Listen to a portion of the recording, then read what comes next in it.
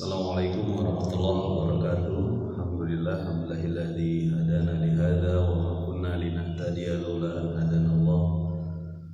Asyhadu an la ilaha illallah wa asyhadu anna Muhammadan abduhu wa rasuluhu la nabiyya ba'da. Allahumma shalli wa sallim wa barik ala sayyidina Muhammadin wa ala alihi wa sahbihi ajma'in. Ayyuhan nas ittaqullaha haqqa tuqatih wa la tamutunna illa wa antum muslimun. Sadaqallahu wa sadaqa rasul karim. Alhamdulillahirabbil alamin. Jamaah kampung takwa, Astain rahimahullah dan teman-teman yang mendengar melihat siaran ini,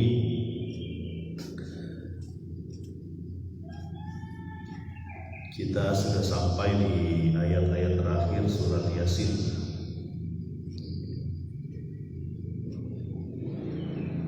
Kemarin kita sampaikan bahwa Allah menggambarkan bagaimana kekuasaan Allah pada pohon hijau, pada kayu yang tadinya banyak air,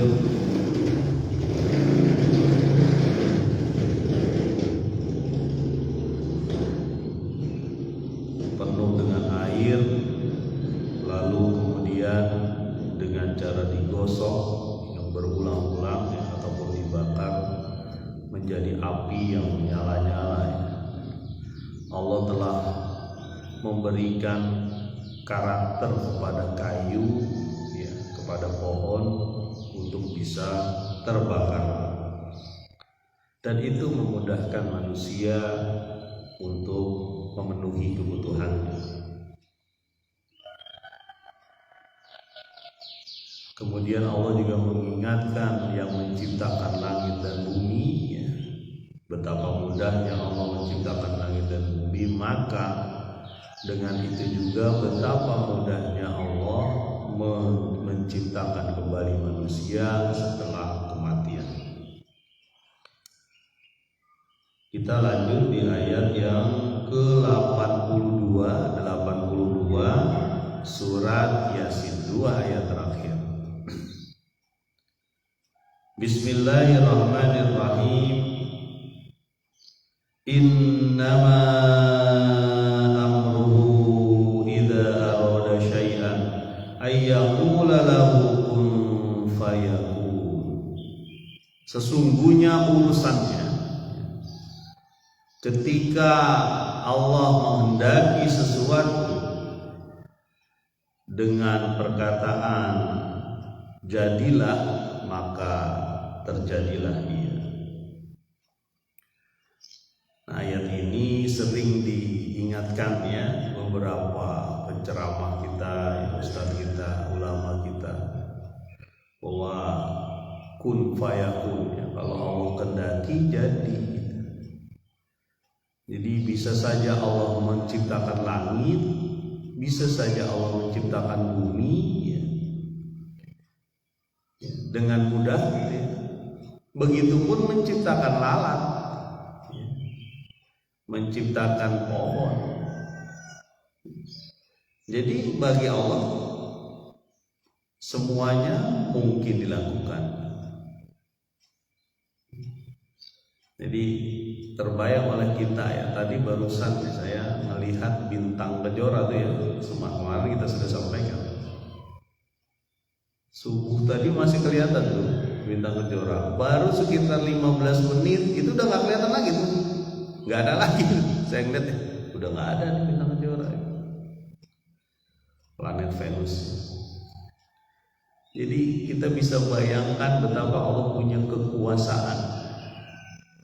Bahkan sampai pohon hijau tadi kemarin kita sampaikan. Kalau dia kun fayakun sudah selesai, maka jadi. Makanya kita jangan kepikir kita bakal hancur begitu saja lalu lepas begitu saja lewat dari pengadilan Allah. Nggak bisa, tetap ada tahap-tahapan. Kenapa? Kita aja sudah melalui tahapan itu sekarang kita sudah keluar dari rahim ibu kita. Tadinya kita nggak ada apa-apa.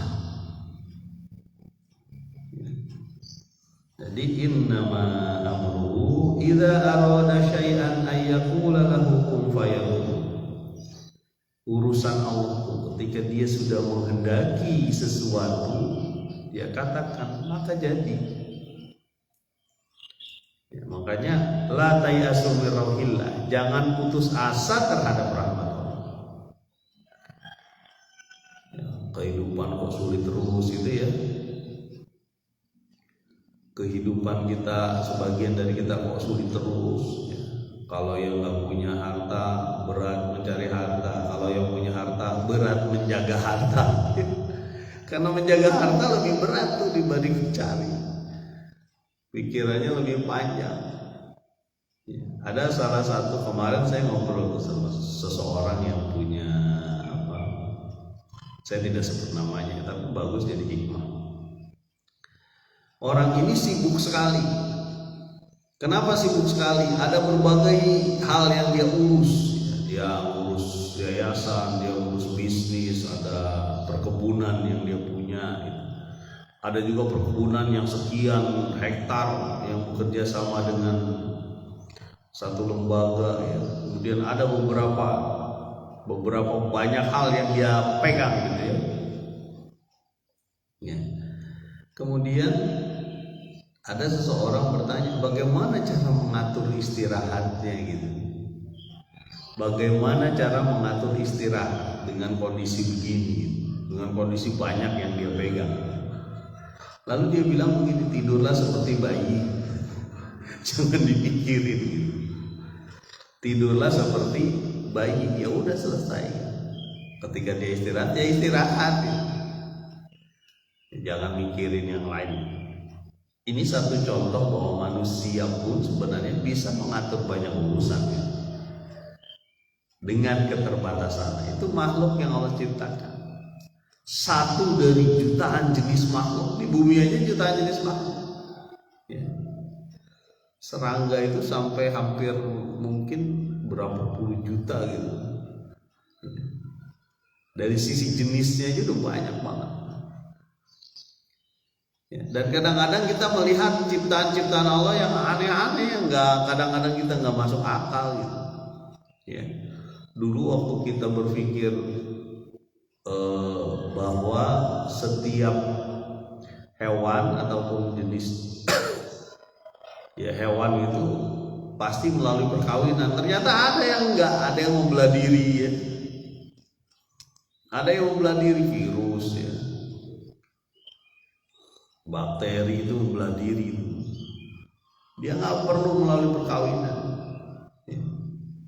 Dan bahkan lebih dahsyat nah, sekarang mungkin hewan ataupun jenis non manusia yang paling ditakuti di dunia kan ya makhluk tak terlihat kasat mata itu ya, ditakuti di dunia. Semua perlu apa ya, itu ciptaan Allah juga gitu. Jadi kalau dilihat dari atas tuh ayat-ayat sebelumnya itu kita lihat dari atas itu banyak mengingkari, orang-orang tuh mengingkari kehidupan kembali, mengingkari bahwa dia akan diminta pertanggungjawabannya ya. Padahal Allah mudah sekali untuk membuat kita menjadi manusia lagi setelah hancur. Nah kemudian surat Yasin itu ditutup dengan tasbih. Surat Yasin ditutup dengan tasbih, dengan kata-kata yang mensucikan Allah Subhanahu wa taala ya. Makanya kita perlu bertauhid, perlu mengesahkan Allah Subhanahu wa taala karena dialah Rabbul Alamin, Rabb seluruh alam. Ya. Fa subhanalladzi biyadihi malakutu kulli syai' wa ilaihi turja'un. Maka maha suci Allah yang menguasai, yang di tangannya menguasai, di tangannya kekuasaan ya. Kulli syai', seluruhnya, apapun itu, termasuk apa yang terbayang oleh kita ya. Wa ilaihi turja'un, dan kepadanya lah semua dikembalikan. Nah, digabungkan antara kekuasaan dan kebangkitan. Ya. Potongan ayat terakhir surat Yasin ini menggabungkan dua hal, kekuasaan, ya, malakutu, ya, kekuasaan dan kebangkitan, karena semua akan dikembalikan. Ya, jadi masya Allah, ya, jadi maha suci Allah. Ya. Soalnya memang kenapa sih? Salah satunya kenapa disebut Fasubhana, ya, maha suci, karena ada orang-orang, ya, yang merusak kesucian Allah itu dengan cara apa? Menampilkan atau menyandingkan dia dengan sekutu, ya. Seolah-olah Allah tuh bekerja sama dengan sekutu gitu, ya, kemusyrikan maksudnya. Nggak perlu, bagi Allah itu cukup Allah sendiri. Nggak perlu ditambah-tambah dengan ya mungkin berhala-berhala, ya.